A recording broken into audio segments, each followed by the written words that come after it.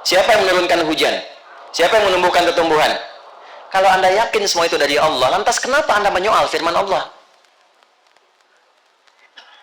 Maka dari itu, ketika ada orang-orang yang menyoal firman Allah dan disebutkan di ayat 1 sampai dengan 3, yang pekerjaannya cuma iseng nyoal, dan diingatkan di ayat yang keempat dan kelima, tidak mampu juga untuk meredam apa yang mereka lakukan, maka disentuh bagian terakhir. Yang pertama kan sudah bagian tertinggi di hatinya, ya kan? Ya, diminta untuk mengingat kepada Allah kan? Nggak sadar juga, maka dicek sebenarnya orang itu berpikir atau tidak.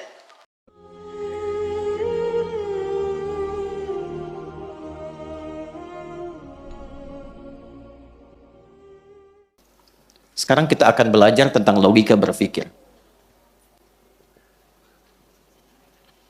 Ya. Pelan-pelan. Jadi kalau kita ngaji tafsir dengan benar, itu pasti cerdas. Ya, dan cara berpikirnya itu jadi runtut, terukur. Bapak Ibu sekalian, saya ingin gambarkan begini dulu. Saya ingin kasih contoh sebentar ya.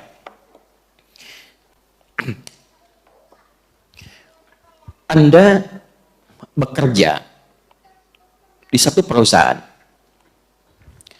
Kemudian ada pimpinan misalnya. Lalu pekerjaan Anda sudah berlangsung selama 5 tahun. Dalam 5 tahun itu, banyak pengalaman yang telah diberikan oleh pimpinan. Diberikan arahan, diberikan petunjuk, diberikan bimbingan. Setelah itu dicukupkan berbagai hal kebutuhan, diterangkan. Ini dampaknya begini, kerjakan ini, hasilnya akan begini. Ya, engkau kerjakan begini, yang didapatkan akan seperti ini. Sehingga pekerjaan Anda terasakan dari pengalaman itu. Dapat sesuatu, sukses berjalan. Kemudian, pada tahun yang ke-6, masuk awal tahun yang ke-6, mulai ada arahan pimpinan yang Anda debat misalnya. Ya, ketika mengarahkan, kerjakan seperti ini ya, lalu Anda mengatakan, wah, itu nggak bagus demikian. Ya, boleh jadi nanti akan begini-begini, itu nggak benar. Apalagi misalnya Anda menyangkalnya tanpa argumentasi. Saya nggak mau begitulah, ya.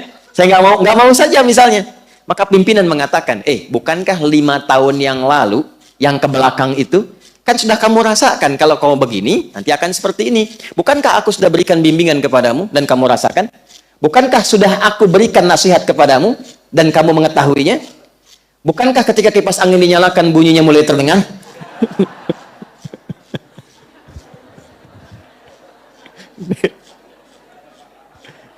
Tadi nggak ada kan ya? Bagaimana kalau dimatikan saja supaya saya nggak bersaing ya? Baik, nah alhamdulillah.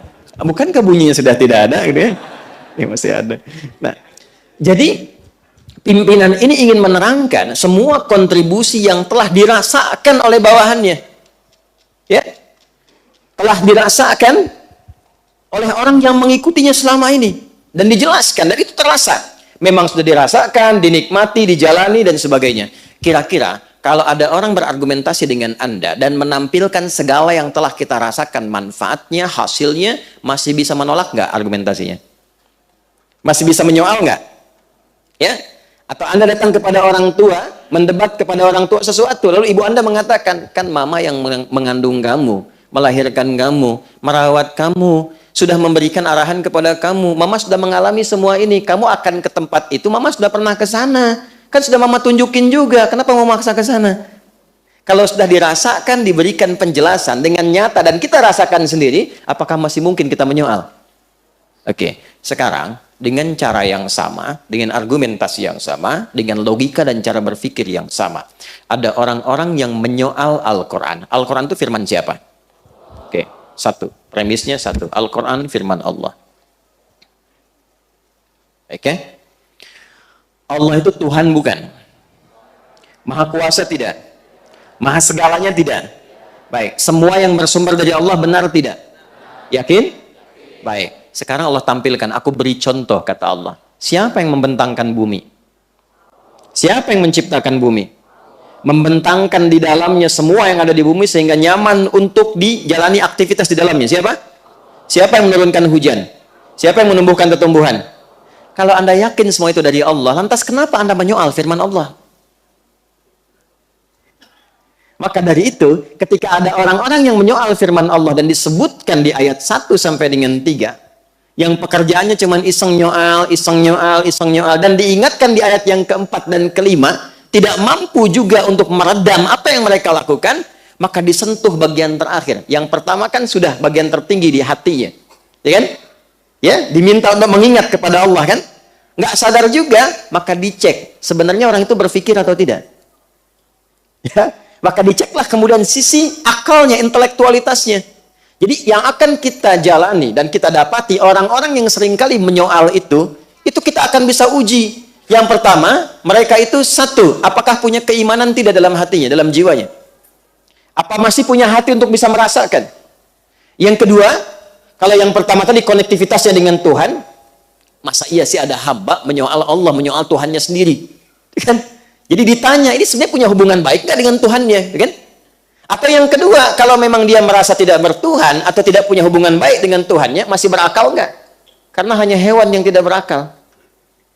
Ya, kalau ada burung beo menyoal sesuatu, namanya beo. Tetap hewan. Tapi kalau Anda kan manusia punya akal. Perbedaan antara manusia dengan hewan itu terletak kepada akalnya.